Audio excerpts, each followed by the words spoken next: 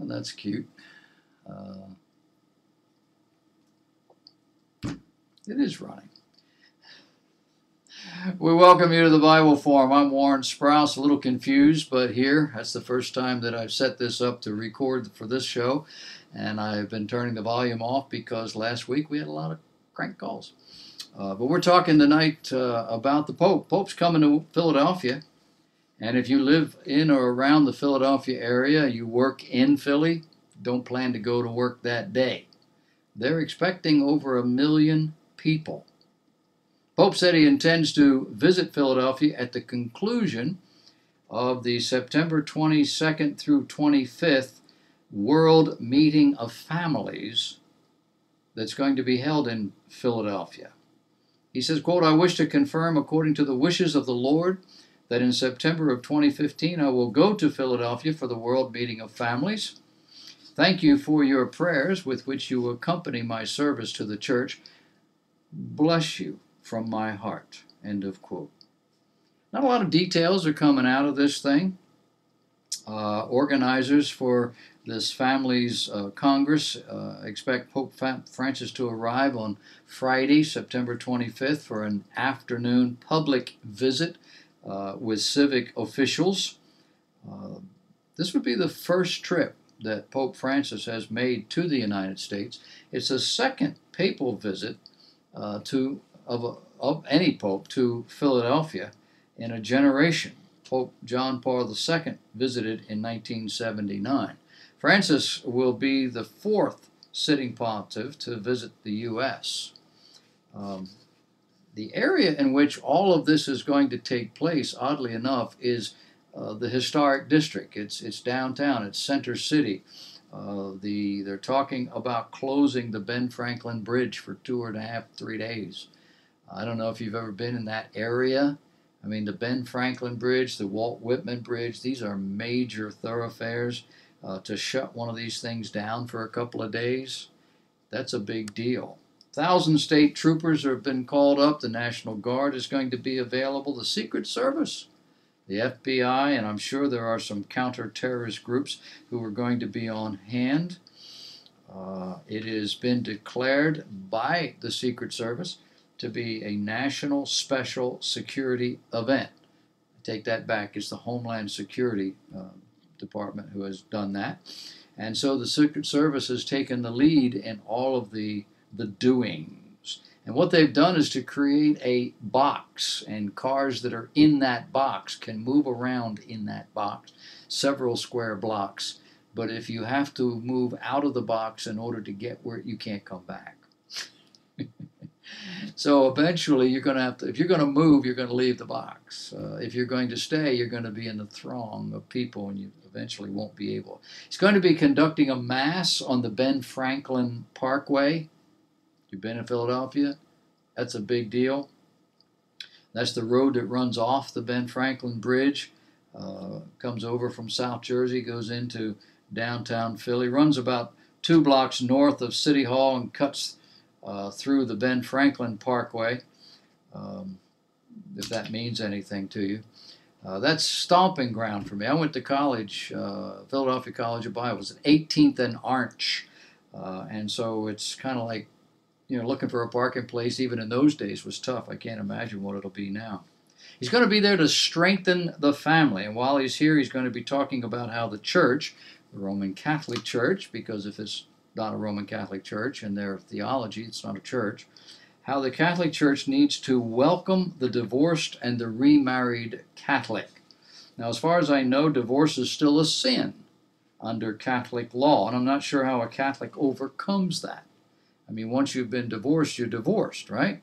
Once you've remarried, you've remarried. You can't undo that. Can you renounce that sin and go back to the original mate? Probably not. And, having a new marriage makes the whole thing a whole lot trickier. Under church law, a Catholic must confess their sin before a priest, and I doubt that 5 Hail Marys and 5 Our Fathers is going to be sufficient to compensate for a divorce, or for a divorce and or remarriage. So I'm not sure what the Pope means by welcoming. Maybe it's what John Kasich said at the debate Thursday night. The topic was homosexuality and the Christian's response to it. Maybe you heard him. Most liberals, most apostate Christians and pretend Christians have no idea how a Bible-believing, blood-bought child of God relates to an actual homosexual. They only know that we take a stand against the behavior. They think we hate everybody. And so if you condemn this person or this behavior, you're condemning the person. And maybe that's the kind of thing the Pope is trying to overcome when it comes to divorce and remarriage. Stop erecting this straw man. Be welcoming. Yes, these people have sinned in the eyes of the church, and I would add in the eyes of God. Divorce is not something the Bible supports. But that doesn't make them second-class citizens.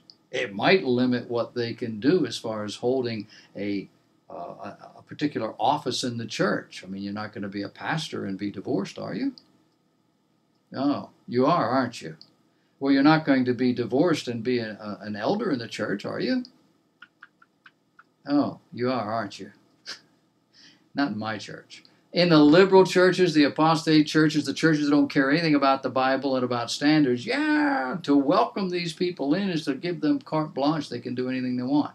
No, they have a tremendous ministry and a tremendous opportunity within the body of Christ, but they just can't hold that office.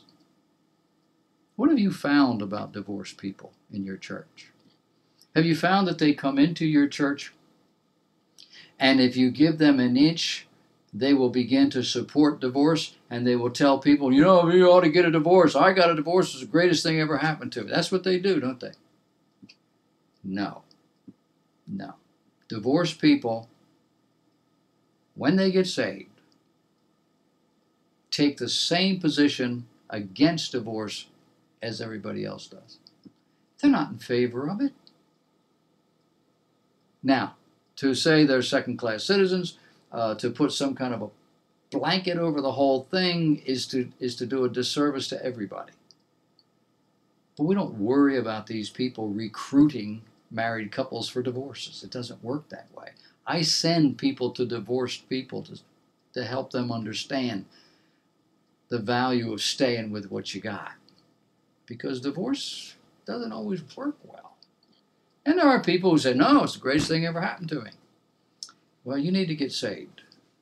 You need to have another dynamic in your life where you understand that sin is sin and it's always against God. And there are certain things that God says are really not something people ought to do. And then you wouldn't have that same happy-go-lucky, well, it was just a great decision, you know, I decided to go to the movies, I decided to get a divorce. No. It takes on a more sober and serious place in your life.